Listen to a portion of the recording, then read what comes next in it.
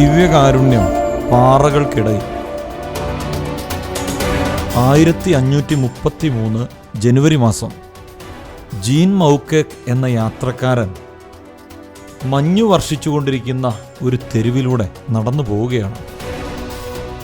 റോഡരികിലുള്ള ഒരു പാറയിൽ അയാളുടെ ദൃഷ്ടി പെട്ടെന്ന് പതിഞ്ഞു. കാരണം ആ പാറയിൽ മഞ്ഞ് വർഷിക്കുന്നില്ല. ആ പാറ അദ്ദേഹം എടുത്തുയർത്തി നോക്കി.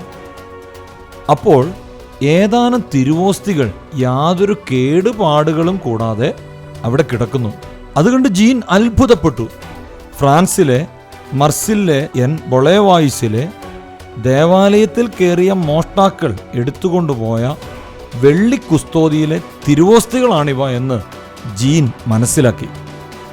1532 ഡിസംബർ മാസത്തിലാണ് കുസ്തോതികൾ മോഷ്ടിക്കപ്പെടുന്നത്. പിന്നീട് ഒരു വർഷത്തിന് ശേഷം 1533 ജനുവരി ആദ്യത്തെ ആഴ്ചയാണ് പാറകൾക്കിടയിൽ ഈ തിരുവോസ്തികൾ കാണപ്പെട്ടത്. ഇത് കണ്ട ഉടനെ തന്നെ അദ്ദേഹം സ്ഥലത്തെ ഇടവക വികാരിയായ ഫ്രൊത്തായിസിനെ വിവരമറിയിക്കുകയാണ്. ഉടനെ തന്നെ അദ്ദേഹം വന്ന് അനേകം വിശ്വാസികളോടൊപ്പം തിരുവോസ്തികൾ ഇടവക ദേവാലയത്തിലേക്ക് ആഘോഷമായി കൊണ്ടുവന്നു. അവിടെ ഇന്ന് ഒരു കപ്പേള സ്ഥാപിക്കപ്പെട്ടിട്ടുണ്ട്. ഈ അത്ഭുതത്തെ ദർശിച്ച ജാക്ക് സവാജ് എന്ന അച്ഛന് ഈ ദിവ്യകാരുണ്യ സാന്നിധ്യത്തിലൂടെ തൻ്റെ തളർവാദം സൗഖ്യപ്പെട്ടതായി രേഖപ്പെടുത്തിയിട്ടുണ്ട്. ശരീരമാകെ തളർന്നുപോയ വൈദികനായിരുന്നു ഫാദർ ജാക്ക് സവേജ്.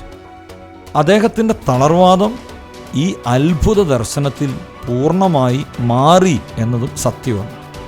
ആരാധനയ്ക്കേറ്റം യോഗ്യനായ പരിശുദ്ധ പരമ ദിവ്യകാരുണ്യമേ, അങ്ങേ ഭയഭക്തി ബഹുമാനത്തോടുകൂടി സ്വീകരിക്കാനും ആരാധിക്കാനും അതീവ താല്പര്യമുള്ളവരാക്കി ഞങ്ങളെ മാറ്റണമേ. പരിശുദ്ധ പരമ ദിവ്യകാരുണ്യത്തിന് എന്നേരവും ആരാധനയും സ്തുതിയും പുകഴ്ചയും ഉണ്ടായിരിക്കട്ടെ.